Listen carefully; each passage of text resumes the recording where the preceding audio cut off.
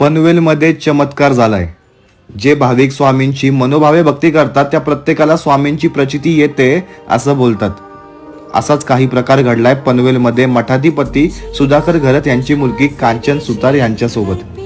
काही दिवसांपूर्वी कांचन यांच्या श्री स्वामी समर्थांच्या 51व्या अध्यायाच्या पोथीच्या वाचनाचा सप्ताह सुरू होता.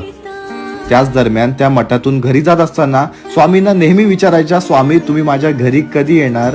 आणि असंच घरी जात असताना त्यांनी स्वामींना विचारलं आणि त्या घरी निघून गेल्या.